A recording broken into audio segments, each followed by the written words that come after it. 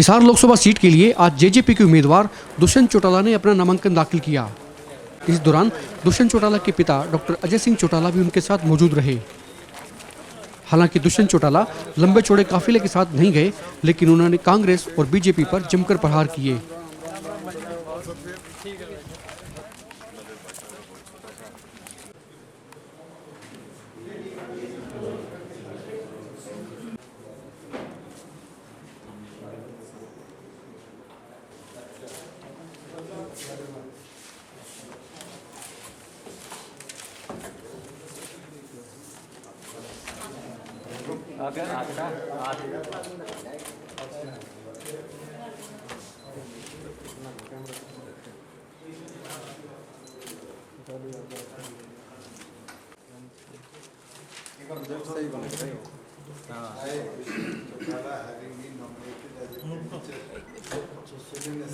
Council of the States, do swear in the name of God, affirm that I will bear truth, faith, and allegiance to the Constitution of India as by the law established, and I will uphold the stability and integrity of India.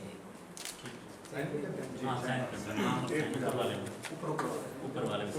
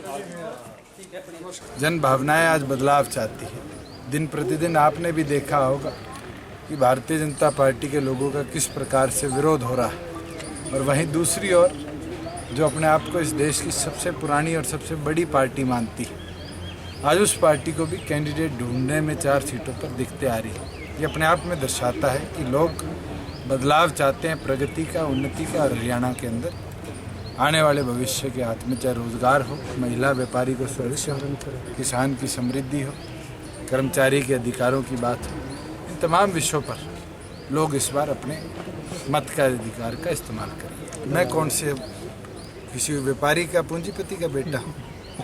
मैं तो आज भी खेती करता हूँ, और मेरे ख्याल से इस प्रदेश में अधिकतम कैंडिडेट ऐसे हैं जो खुद खेती करते हैं, उनके पिता खेती करते हैं। सर, साहूकारों के तो कांग्रेस जैसी पार्टियां लोग लेकर आती हैं।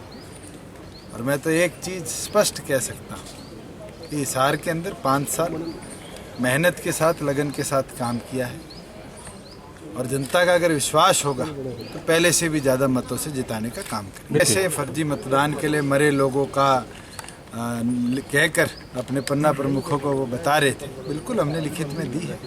तो इलेक्शन कमीशन से मांग करते हैं इसके ऊपर इंक्वायरी के साथ साथ FIR भी हो।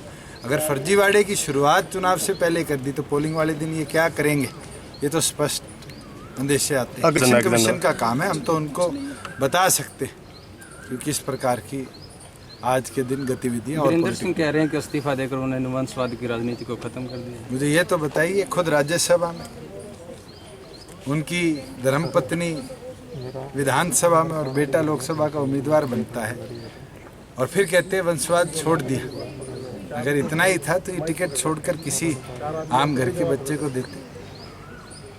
आज तो उनने वंशवाद की एक नई परिभाषा लिख दी, जो अपने आप में भारतीय जनता पार्टी जिस पॉलिसी पे चलती थी उसको एक करारा जवाब ही नहीं, तमाचा है। मुकाबला किससे मार रहा है सर जेजेपी? मैं तो ये मानता हूँ कि आज अगर मैंने काम किया है तो जनता उसके लिए अपना प्यार और समर्थन देगी। आप और जेजेपी के गठबंधन पर आप क्या कहना चाहेंगे?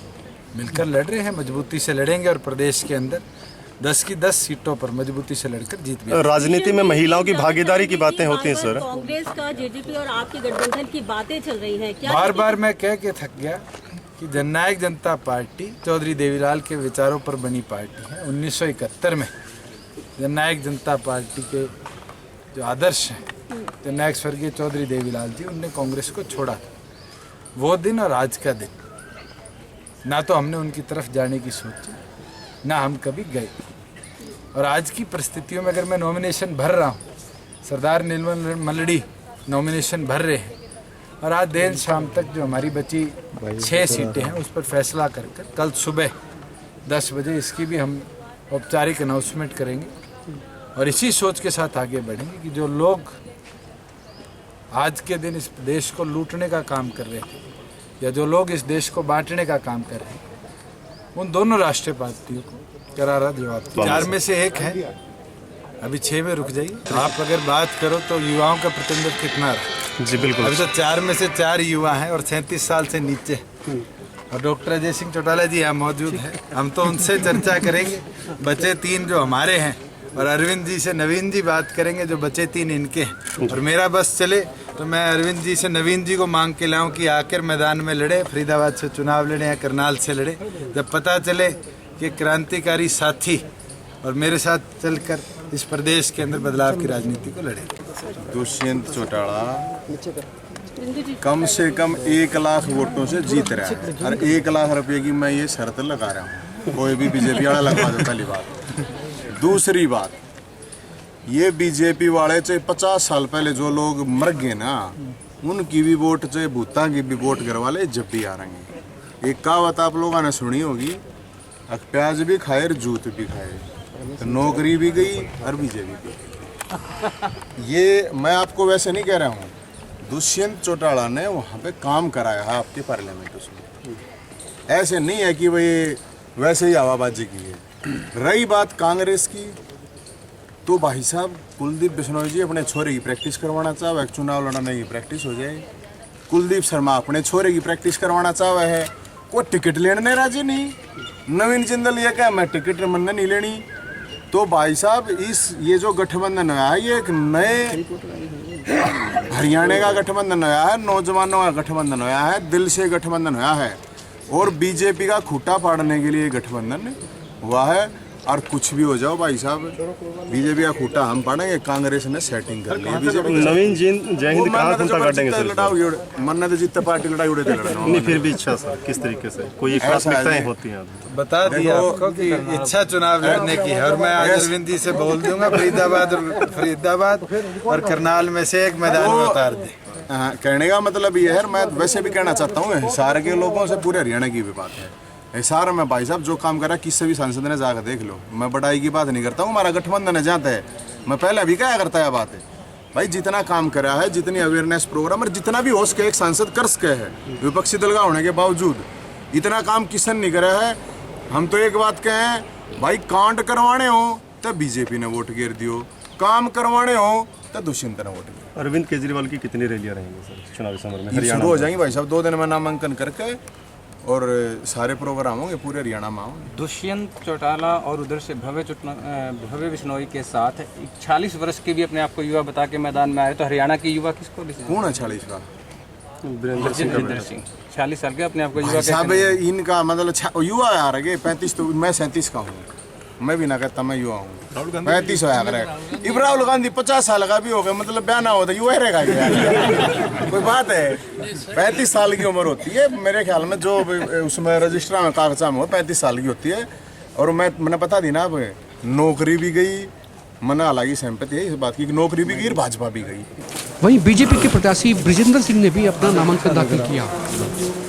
उनके साथ बीजेपी के प्रदेश अध्यक्ष सुभाष बराला, बीजेपी के प्रभारी डॉक्टर अनिल जैन व कई अन्य भाजपा नेता मौजूद रहे। काबिल गौर ये भी है कि बीजेपी इन दिनों पोलराइज करने का पूरा प्रयास कर रही है। वो ना तो विकास की बात करती है और ना ही जीएसटी और नोटबंदी की। सिर्फ राष्ट्रवाद की बात कहकर मोदी के नाम पर वोट बटोरने की कोशिश की जा रही है। वहीं कांग्रेस के लिए आज निराशा का दिन रहा। देर शाम तक बची हुई कांग्रेस की टिकटों का ऐलान नहीं हो सका। इसी के चलते कुलदीप बिश्नोई के खेमे में उदासी देखी गई।